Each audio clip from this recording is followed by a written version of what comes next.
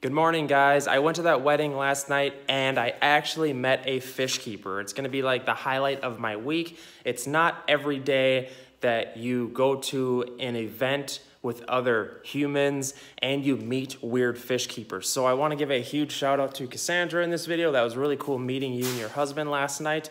And to be completely honest, I had a little bit too much to drink last night at the wedding. It was my sister's wedding, so I kind of just figured I'd have a good time. I don't drink, I drink very rarely, and let's just say I had a little bit too much to drink. Feeling a little dodgy today. Thank God my wife got me up and got me a greasy McDonald's breakfast that really helped me. She said today, though, I have to mow the lawn. That is the deal. She got me McDonald's, you have to mow the lawn because it's 9 inches long. I hate doing anything that's not fish keeping, guys. You know this. So, and I have a piece of crap riding lawnmower. It's the type where you have to do an hour of maintenance every time you got to use the damn thing. We'll see how this goes. But I'm still gonna screw off and do a fish video. So, today's video is on the knife fish and mostly the clown knife because that is right up my alley with like monster fish keepers, right? So, and by the way, when I get this 500-gallon going, and I promise you, I'm gonna get at it here and it's gonna get going. So it's just, I've been so busy with this wedding and just family stuff. But when I get this tank going, I'm going to keep some monster predators in here and I would love to get a knife fish. And we're going to talk about taking care of these guys. I got some super cool footage. I want to give a shout out to some of you guys that sent me videos over on Knife Fish Keepers, the Facebook group, and also a local guy to me that has a big predator tank. He has a beautiful clown knife fish. So without further ado, let's talk about taking care of these guys and what you need to keep them. This is kind of a next level fish. Like I would consider it to be in the same category as like red-tailed catfish. You need something crazy like a custom 500-gallon tank or like a 400 or a 300 acrylic, just something big because these guys can grow up to 24 inches long. And there are videos on YouTube of these things at like 26 inches long. So, and that's over 2 feet, guys. So this is like next level. And I will admit, I have never personally kept a knife fish, a ghost knife yet, but that's why I am working my way to this 500-gallon tank. So I'm gonna quit blabbing. Let's talk about taking care of these guys. All right, guys, clown knife fish are pretty weird fish, and I want to make sure that everybody listens carefully before you just go out and buy one of these fish, because these are some crazy ones to keep. All right, these fish, like I said before, I was preaching, they get huge. They've been found in natural habitat up to 30 inches long, so that just shows you you're going to need a monster tank. And as far as taking care of these guys, they are nocturnal, number one. So that means you're going to need a lot of hiding spots. I preach a lot about using the black pipes as like caves, and this is a huge deal with clown knives because during the day when the lights are on, they need to be able to hide. And because of their body shape, they can fit into a lot smaller size like caves and pipes that you would think. So if you have a juvenile, maybe like start with a 4-inch pipe and work your way up. The black ones I highly advise because they're nocturnal and it replicates like a dark like cave, so it would be perfect. And by the way, I'll throw a link in the description box to those black pipes that I've been preaching about lately. They work phenomenal. They don't look the best in tanks, but the fish, it really helps their habitat, guys.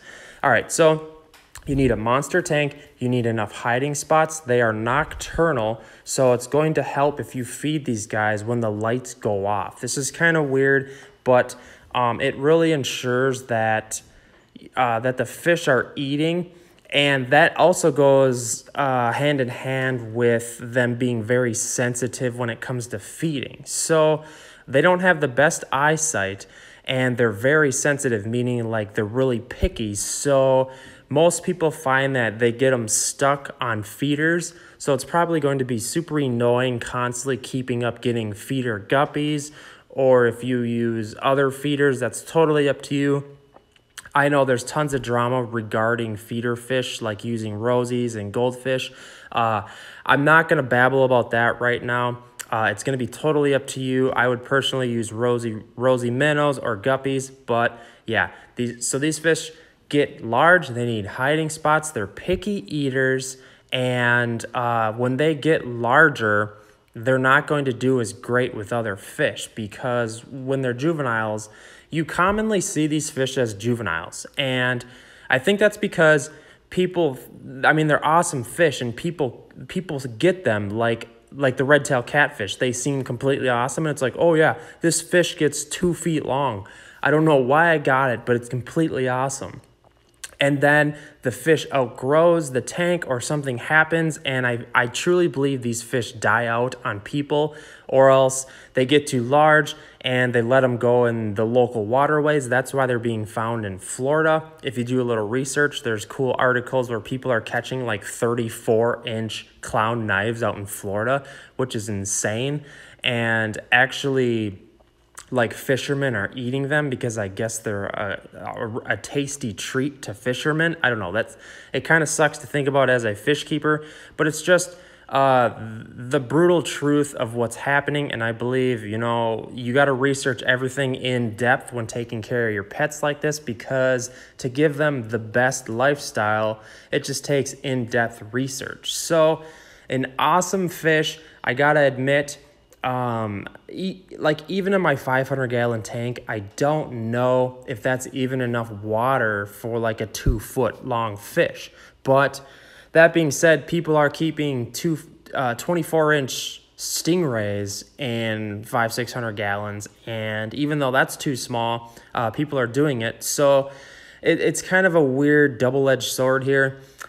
These are awesome fish. I've been obsessed with them since day one, but I've just been waiting this long journey to finally build a monster tank to where I can keep something like this and have it live happily and have a healthy life.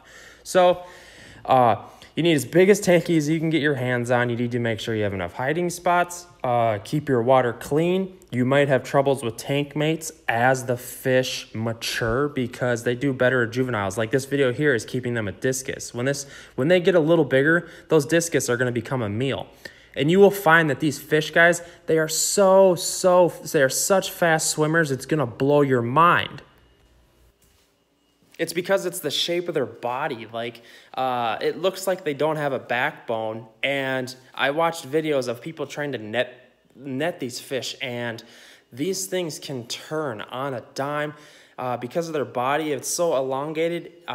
There's videos on YouTube of these fish eating multiple feeders at once because they have such a fast striking manner that they can go in and hit a couple feeder fish at the same time. Like, that's just mind-blowing. These fish, guys, are just so crazy. I'm so ecstatic to probably eventually get one here in my 500-gallon custom tank. It's going to be such a cool battle to be able to keep some of these bigger fish, like some rays. I've never kept rays. I've never kept knife fish like that. It's going to be a battle, but I'm finally excited to finally make the journey. So without further ado, I got to get to these house chores. I promised my wife. I've been dinking off here. I promised her I'd mow the lawn like I told you guys. I'm going to be thinking about fish this entire time, and what I can't get over how cool these fish are. So in the comments, if you've ever kept them, let me know your experience, because I'm I just want to know your experience. And if the fish died on you, that's totally fine. I'm not going to judge you, but let me know why you think it died, because I firmly believe that a lot of people keep these fish and they die on people, because it's really uncommon to see large knife fish. So yeah, without further ado, hit the like button, hit up the comments, let me know. All right, guys,